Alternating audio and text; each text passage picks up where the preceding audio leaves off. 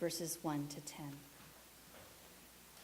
Now Moses was tending the flock of Jethro, his father-in-law, the priest of Midian, and he led the flock to the far side of the wilderness and came to Horeb, the mountain of God.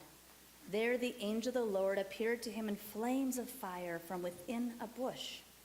Moses saw that through the bush, or though the bush was on fire, it did not burn up. So Moses thought, I will go over and see this strange sight, why the bush does not burn up. When the Lord saw that he had gone over to look, God called to him from within the bush, Moses, Moses. And Moses said, Here I am. Do not come any closer, God said. Take off your sandals, for the place where you are standing is holy ground. Then he said, I am the God of your father, the God of Abraham, the God of Isaac, and the God of Jacob. At this, Moses hid his face because he was afraid to look at God. The Lord said, I have indeed seen the misery of my people in Egypt. I have heard them crying out because of their slave drivers, and I am concerned about their suffering. So I have come down to rescue them from the hand of the Egyptians and to bring them out of that land into a good and spacious land, a land flowing with milk and honey, the home of the Canaanites, Hittites, Amorites, Perizzites, Hivites, and the Jebusites. And now the cry of Israelites has reached me, and I have seen the way of the Egyptians are oppressing them. So now go. I am sending you to Pharaoh to bring my people and the Israelites out of Egypt.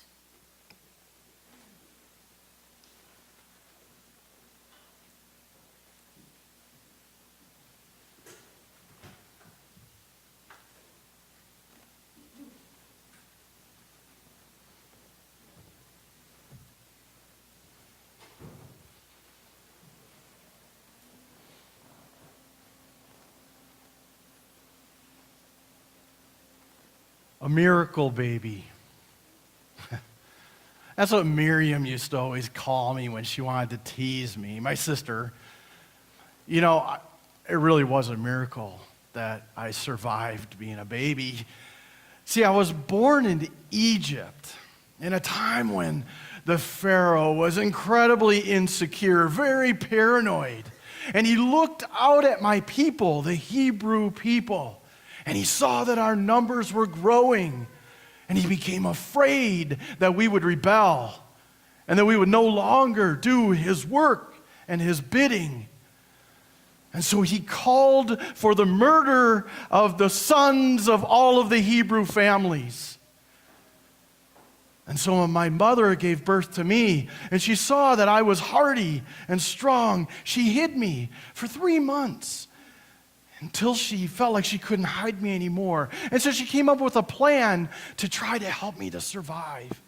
And she took a wicker basket and she covered it with tar and pitch, and she put me in it. And she took me down to the Nile River, the source of life for the Egyptian people. And she placed me in the reeds where she knew the Pharaoh's daughter came to bathe every day. And she hoped that I would be found and that I would survive. And sure enough, Miriam hid in the reeds to watch what happened. And the next day, when the Pharaoh's daughter came down to the river to bathe, she heard me crying. And she looked down and found the basket, and she looked at me, and her heart was moved because I was really cute. And she said, "Oh, I will call him Moses, because I have plucked him from the water." And she took me back to the palace of the Pharaoh. And I was welcomed into the family of the Pharaoh. And I was raised as an Egyptian. I was given the best education, the finest clothes. I lived well. I ate well. I was strong. Life was good. Until one day, I went out to watch the building of a construction site. And I saw an Egyptian beating one of my people, one of the Hebrew people, for no good reason, beating him down to the ground. And I couldn't believe it. A rage welled up in me to protect that Hebrew. And I ran down upon that Egyptian, and looking both sides, I didn't see anybody. I beat him to death. And I buried him in the sand. And I went over to the Hebrew people, feeling very good about what I had done, that I had protected my own. And two of the Hebrew men started to fight. And I said to them, "Why are you quarreling? You are of kin." And he looked at me, the one man who was very angry, and he said, "Oh, what are you going to do? Kill us like you killed the Egyptian?" And I became afraid, because I did not have a secret that would be kept. And when the Pharaoh got hold of it and became aware of it, he wanted my life as well. And so I had to flee from Egypt to save my life. And I crossed the Red Sea, and I headed east, back to the land of Midian, the land of my ancestor Ishmael. And I walked into the desert one day after I'd been traveling for a long, long time. And I came upon a well. And there were a group of women trying to water their sheep. But there were shepherds there, bullies, who were teasing them and picking on them and preventing them from getting to the well. And so I went over and I raised my fist. And suddenly I became aware again that I was overcome by a sense of rage, but I shooed them away. And I told them to leave us. And I helped the women water their sheep. And out of gratitude, they invited me to come back to their father's house, Jethro. And out of gratitude for my kindness and for protecting them, Jethro gave me his daughter, Zipporah. And Zipporah and I became best friends. And we lived together as husband and wife. And I became a shepherd. And I lived a quiet life. And I could feel the rage leave my body. But you know, one day, I was taking the sheep out through the wilderness, and I went a little further than I usually do, out to the edge, right to the base of the great mountain Horeb. You probably hear it referred to as Sinai. We called it Horeb. And I saw something that fascinated me. It looked like a bush that I had seen 100 different times, but it looked like it was on fire, but it wasn't being consumed. So I went over to look at it a little more closely.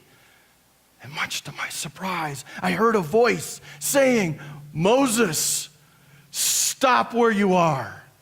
Don't come any closer, because you are on holy ground. Take off your shoes," the voice told me. And I said, "Who are you?"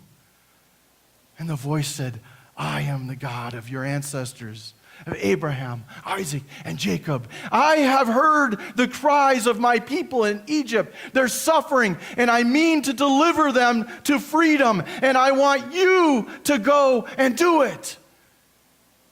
And I said, but God, I'm wanted there. I'm a wanted man. I can't go back there. I mean, I'm certainly not the best candidate to do this. God, seriously, I don't even speak well. When I try to talk, I get nervous, and I kind of get verklempt, and I get all choked up, and I'm not a good speaker. And God said, "Stop it. I intend to do what I will do." And you know what? You don't have to talk. Your brother Aaron is coming to meet you right now. And the two of you can go together, and you will make a formidable pair to free my people. Obviously, God was persistent. And God had in mind what I was to do. And so I went back and told Zipporah, very heavy-hearted. And I told Jethro that I would no longer be able to tend his flocks, because I had to go back to Egypt to carry out the Lord's bidding. And so I made my way back across the desert, traveling many days, till I got to Egypt and went to Ramesses. And I found the elders of the Hebrew people, my people, and I presented myself to them. And I said, I have been sent by God to free you from your slavery. God has heard you crying out. God intends to free you. And they looked at me like, seriously, who do you think you are? Who sent you? And I said, oh, Yahweh. I am who I am has sent me. The God of our ancestors, Abraham, Isaac, and Jacob. He's the one who sent me. And the elders said, my God, Yahweh. Truly you are sent. We will go with you. We will go with you to the Pharaoh. And so we made our way to the palace. And I presented myself to the Pharaoh. And I said, I come on behalf of the God of the Hebrew people, the God of Israelites. And our God wants you to let them go, to go out to worship, to return to their promised land. And the Pharaoh laughed at me. I wasn't terribly surprised. He was king after all. Well, we called him the Waffler. Pharaoh the Waffler is what we called him. And I soon found out why he had that nickname. I took my staff just to show him the power that God had given me, and I threw it down to the ground, and it turned into a snake. And the Pharaoh said, "Pah." And he had his magicians come and throw their staffs down and turn them into snakes. But my snake ate their snakes. I thought I had him there, but the Pharaoh said, no, your people will not be released. And so I said, come with me down to the Nile. And I stood at the edge of the Nile, and I pronounced that it would become deadly. It turned red. All the fish died. It wasn't even able to be drunk anymore. And the people started to suffer. But the Pharaoh wasn't impressed because he thought his magicians could do the same. And so he wouldn't let the people go. And 9 more plagues came upon the Pharaoh and his country to show the power of our God, the power of Yahweh. There were frogs and locusts and flies and gnats and darkness and boils. There were plagues, and each time a plague was happening, I would take my people and we would go to the palace. And we would sing to the Pharaoh. Pharaoh, Pharaoh, oh, baby, let my people go. Yeah, yeah, yeah, yeah, yeah, yeah. Pharaoh, Pharaoh, oh, baby, let my people go.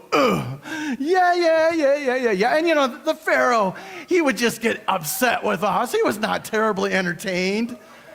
But over and over again, we would come, and we were sort of taunting him because we knew our God was powerful. And the Pharaoh was unrelenting until the final plague. When the firstborn in Egypt, in every family, human and creature alike, died overnight at the hands of the angel of death, except for the Hebrew people, because we had been instructed by God to put blood on the lintels of our houses so the angel of death would pass over us.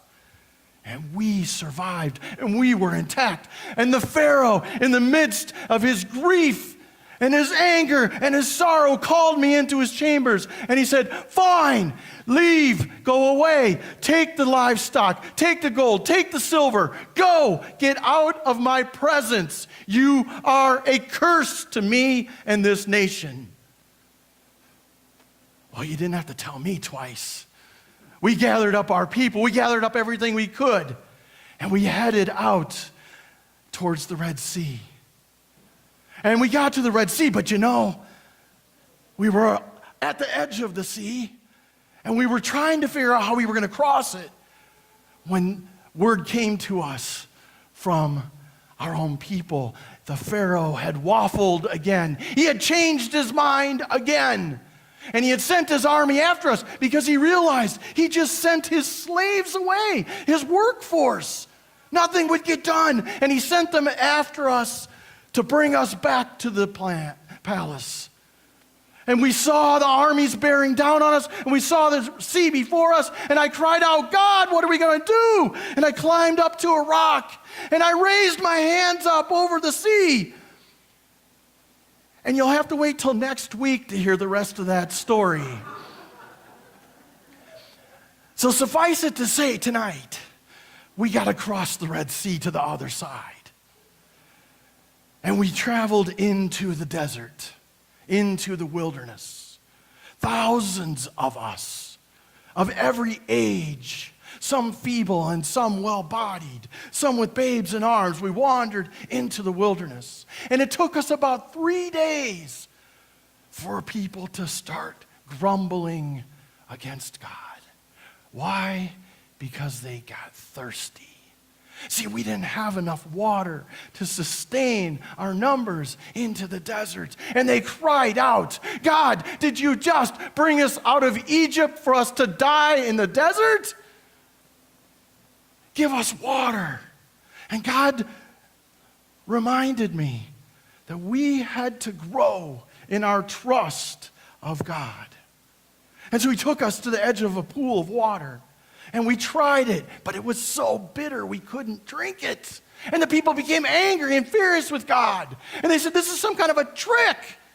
But God revealed to me that if I threw a certain piece of wood into the water, it would purify it, and we could drink it. And the people grew in their trust of Yahweh.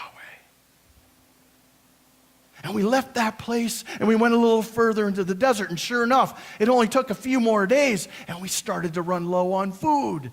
And people started to grumble against God. God, are we starving to death now in the desert? At least back in Egypt, we had 3 squares a day.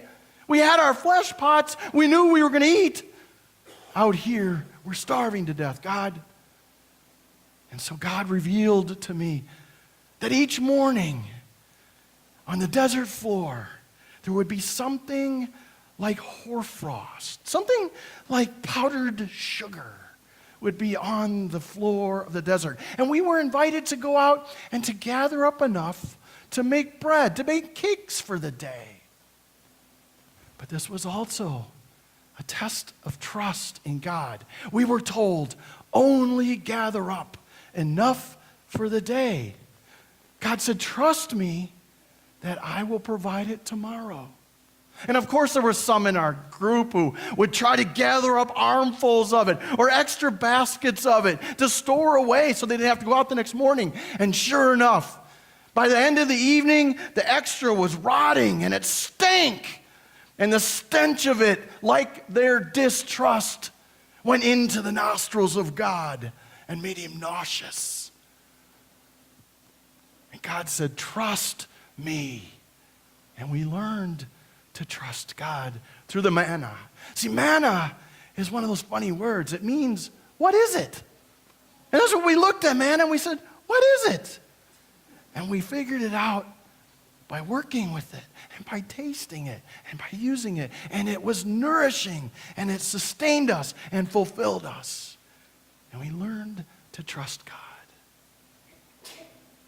And so we continued through the desert, through the wilderness, back to that land of Midian. Remember when I talked earlier about Horeb, the mountain, where I saw the burning bush?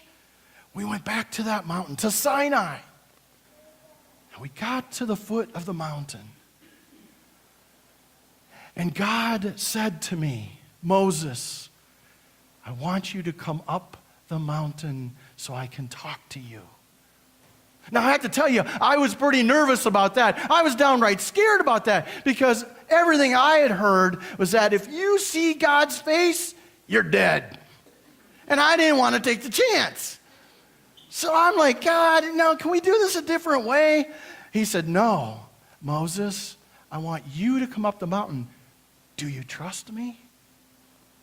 Right in the heart. Yeah, God, I got to trust you. So I climbed up Mount Sinai. And I was up there for 40 days. And God spoke to me words of kindness and gentleness and love. And Moses, he said, I want to be your God. And I want you to be my people. And I will reveal to you these 10 words, these 10 commandments, these 10 guidelines for how to live. And it will help you to be the nation of my own heart, a nation of justice and compassion and love. That's what I desire for you. And so God gave me 10 words, a tablet with 10 commandments on it. And it dawned on me as I was conversing with God that God had come down to me. God had come down to me on this mountain and was talking with me and was present with me. And God had done that so many times already in my life and in the life of the Hebrew people. He was with me in the burning bush. He was with me when we went before the Pharaoh. He was with us on that night the angel of death passed over. He was with us when he gave us fresh water, when he gave us manna, and he was with us now. God revealing God's self to us in love again and again and again. And he told me, tell the people, Moses, get to know my story, because the more you know my story, the better you will understand Jesus. When I send my son to liberate the people, they will see him as a new Moses, as a new teacher, as a new liberator. The Gospel of Matthew will illuminate Jesus' activity and his mission and his life and his mercy and grace, because you showed it first, Moses. And so I came down off the mountain, recognizing that we are unique in the world because our God comes to us. We don't have to cry out. Our God comes to us. That makes us unique in the whole world, and people are jealous of us. But it is fulfilled in the incarnation of Jesus, where God came to us again, like ourselves, in the person of one like us, to remind us that Jesus, that God is with us. Trust that promise and know that God is with you.